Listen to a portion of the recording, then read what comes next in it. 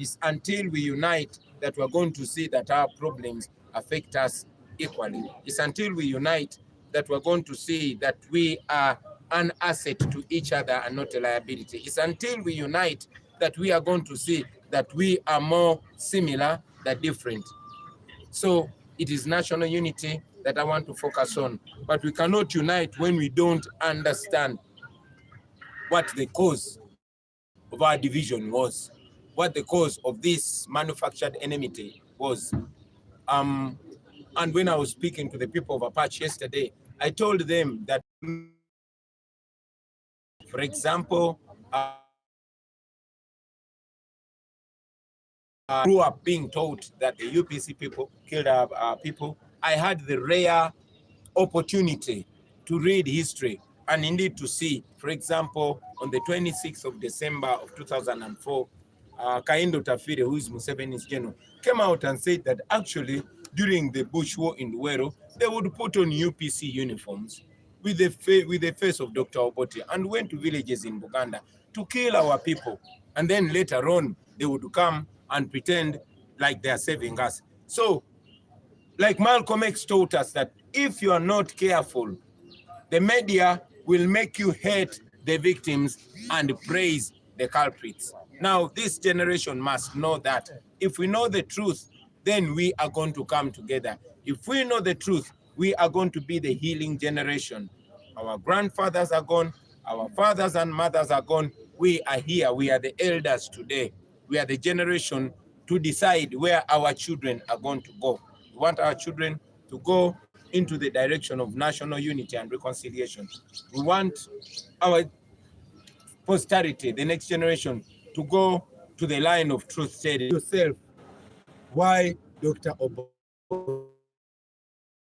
Generation to love, not to hate, to unite, not to divide, to build bridges, not to build walls. Thank you very much. Sorry I took so long. It was out of brotherhood. Jimmy, I go back a long way.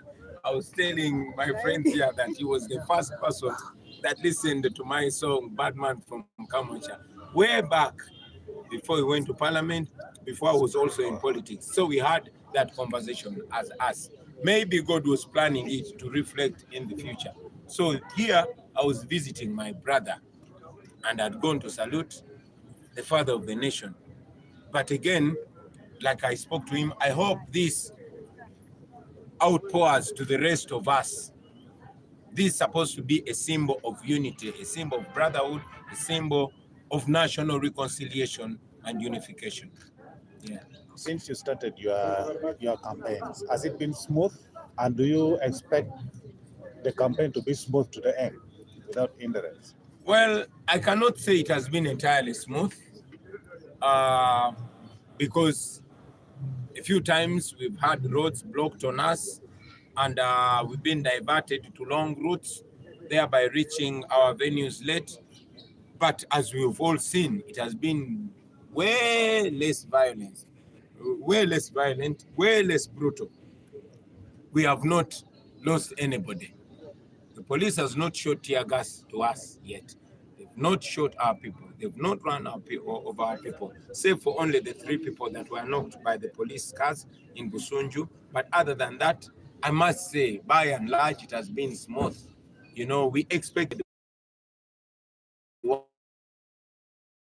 us and we prepared for one to us. We thank God and we pray that Holy Spirit that has touched the police, it continues touching them. Amen. Now, I hope the police realizes that we can actually coexist, that we are all Ugandans.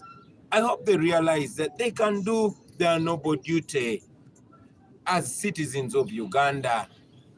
I hope they realize that when they don't cause violence, there's never any violence. When they don't tear gas people, there's never any mess. I hope it goes like that. I'm sure it does not only communicate to us, but it communicates to them too. I must also thank our comrades, the foot soldiers, and the ordinary Ugandans that join us. We've always been preaching discipline. Be disciplined, at least on our side. And they've done that. I salute them.